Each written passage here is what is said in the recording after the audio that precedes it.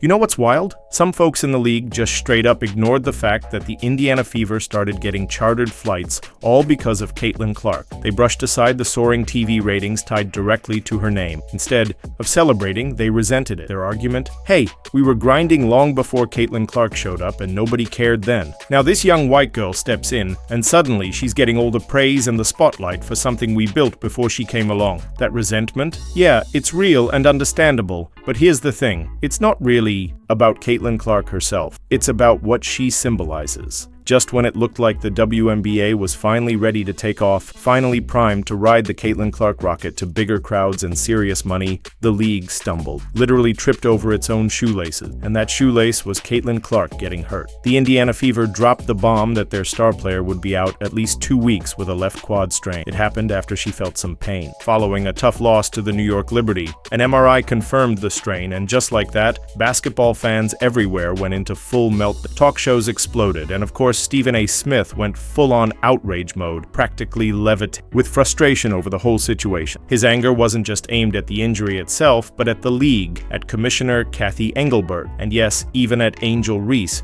who still seems to think the spotlight belongs to her. If you're with Stephen A. on this one, baby goat over baby giraffe, drop a comment below. Let's hear it. For those who don't know, Caitlin Clark was the WNBA's Rookie of the Year last season and made the first team All-WNBA. This season, before the injury, she was averaging 19 points and leading the league with 9.3 assists per game through 4 games. But honestly, I'm not here to break down her stats. We already know she can ball. She's special. What really caught my attention today was something someone tweeted, something that gets right to the heart of the issue. Let me share it with you. Stephen A., can the WNBA survive while Caitlin Clark is out? Think about that for a sec. Caitlin Clark took women's basketball from something your competitive cousin might watch to must-see TV, and now she's sidelined for at least 2 weeks. That's 2 long weeks where the league will try its best to act like everything's fine while the actual product struggles, and fast. Picture the league's brightest star in street clothes, the TV ratings tanking harder than Angel Reese's layup attempts. The buzz that Caitlin brought to the WNBA was real,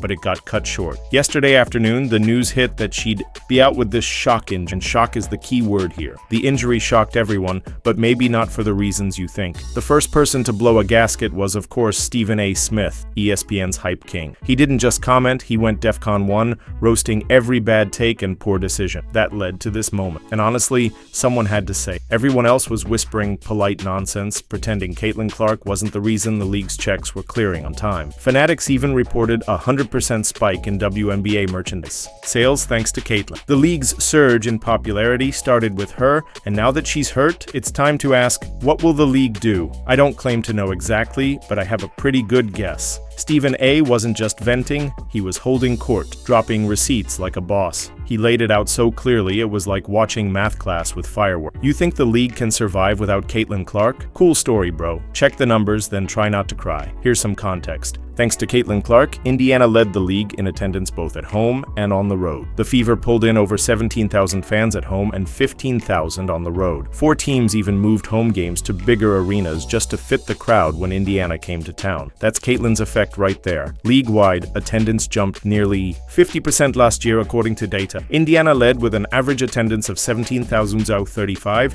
a massive 319% increase from the year before. And it's not just in the arena. TV viewership numbers tell the same story. When Caitlin's playing, games pull in an average of 178 million viewers. Without her, the number drops to just 394,000. That's not a dip, that's a nosedive, off a cliff. Meanwhile, Angel Reese still wonders why Caitlin gets more camera time. Maybe because Caitlin plays like she actually cares about the ball and makes people want to watch. What happens over the next 2 weeks without Caitlin? That's the million-dollar question. If the ratings fall off dramatically, it will confirm what everyone's been suspecting. Caitlin Clark isn't just a player, she's the league's golden goose. And Stephen A. has been saying this for months, watching as the WNBA fumbled its chances, as some veterans threw shade like it was their job, and as Angel Reese turned every moment into her personal spotlight audition. There's even criticism about Caitlin's records. People say she had extra years players to break them because of COVID-19 delays,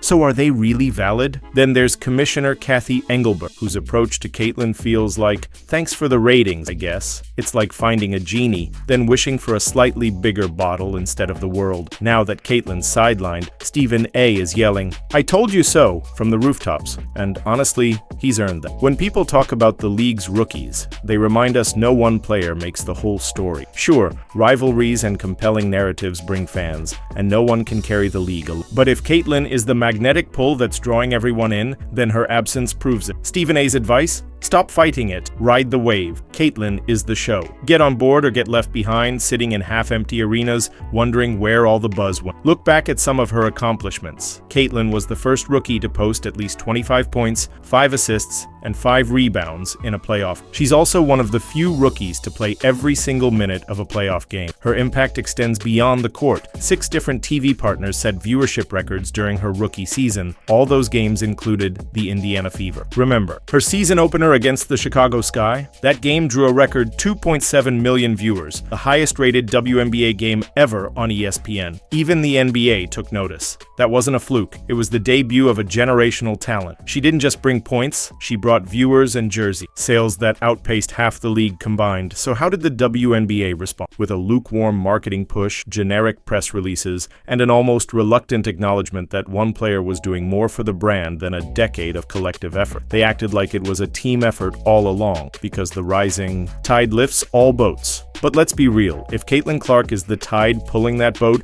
it's time to admit it openly. If her injury proves that the league's success is riding on her shoulders, then everyone needs to stop fighting reality and just embrace it. Watch the ratings over the next 2 weeks, and mark my words, come back and ask me again when she's been out for a while. Stephen A watched it all unfold. Caitlyn star climbing, the league trying to play it cool, the vets side-eyeing her like she stole their last slice of pizza. Now the WNBA is in full panic mode, scrambling to fill the void left by the only player who can pull an extra million viewers just by tying her shoes. That's the heart of it. Caitlyn Clark wasn't just a top draft pick, she was the WNBA's lottery ticket. Instead of celebrating it, they tried to downplay it. Now the ticket's temporarily out of circulation, and suddenly everyone realizes just what they had. Stephen A is basically saying, "I told you?" You can't build a castle and act surprised when the queen moves in. People resented Caitlyn not because of her talent, but because she disrupted the old guard. They ignored the fact that the league got chartered flights because of her, that the ratings soared because of her. Instead, they wanted to cling path. We were doing this before Caitlyn showed up and nobody cared. The truth? That resentment isn't about Caitlyn Clark, it's about what she represents. So here's my advice. Grow up. The WNBA's future is here, and it's riding on this young star. The sooner everyone accepts that, the better for the league. The reality is, Caitlyn Clark's rise hasn't just been about one player dominating on the court. It's about the ripple effect she's created for the entire league. When she steps